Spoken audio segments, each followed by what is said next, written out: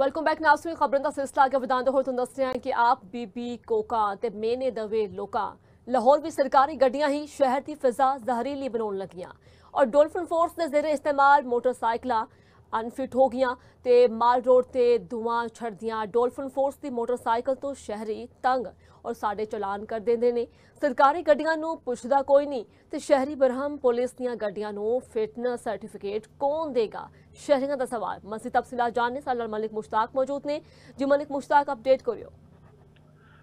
जी बिल्कुल, लाहौर शहर ਦੇ ਵਿੱਚ ਤੁਹਾਨੂੰ ਦੱਸਦਾ ਚਲਾਂ ਕਿ ਇੱਕ ਪਾਸੇ ਤੇ ਸੀਟੀਓ ਲਾਹੌਰ ਵੱਲੋਂ ਸਮੋਗ ਨੂੰ ਖਤਮ ਕਰਨ ਵਾਸਤੇ ਅਨਸਰਟੀਫਾਈਡ ਗੱਡੀਆਂ ਜਿਹੜੀਆਂ ਧੂਆਂ ਮਾਰਨ ਵਾਲੀਆਂ ਗੱਡੀਆਂ ਨੇ ਉਹਨਾਂ ਨੂੰ ਸਰਟੀਫਿਕੇਟ ਜਾਰੀ ਕੀਤੇ ਜਾ ਰਹੇ ਨੇ।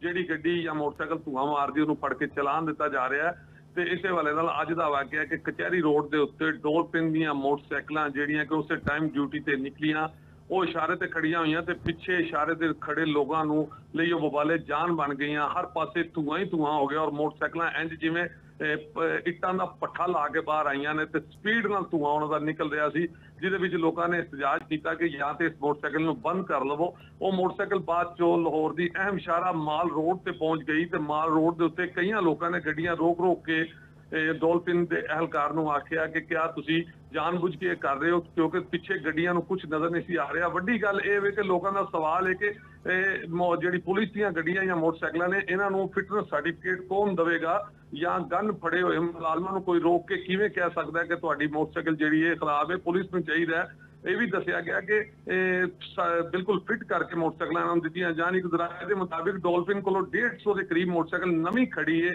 ਜਿਹੜੀ ਮੁਲਾਜ਼ਮਾਂ ਨੂੰ ਨਹੀਂ ਦਿੱਤੀ ਜਾ ਰਹੀ, ਬਲਕਿ ਜਿਹੜੀਆਂ ਮੋਟਰਸਾਈਕਲਾਂ ਬਿਲਕੁਲ ਜਿਨ੍ਹਾਂ ਦੇ ਇੰਜਨ ਫਾਰਗ ਹੋ ਚੁੱਕੇ ਨੇ, ਜਿਹੜੇ ਧੂਆਂ ਮਾਰਦੀਆਂ ਗੱਡੀਆਂ ਨੇ, ਉਹ ਗੱਡੀਆਂ ਜਿਹੜੀਆਂ ਨੇ ਇਹਨਾਂ ਨੂੰ ਦੇ ਕੇ ਰੋਡਾਂ ਦੇ ਉੱਤੇ ਕੱਢਿਆ ਜਾਂਦਾ, ਜਿਨ੍ਹਾਂ ਦੀ ਵਜ੍ਹਾ ਤੋਂ ਸ਼ਹਿਰੀ ਜਿਹੜੇ ਨੇ ਇੰਤਹਾਈ ਪਰੇਸ਼ਾਨ ਨੇ ਤੇ ਮੋਟਰਸਾਈਕਲਾਂ ਬਿਲकुल ਭੱਠੇ ਦੇ ਧੂਏ ਤਰ੍ਹਾਂ ਚੱਲ ਰਹੀਆਂ ਨੇ। ਜੀ मलिक मुश्ताक, बहुत शुक्र कि तुसीं अपडेट किया।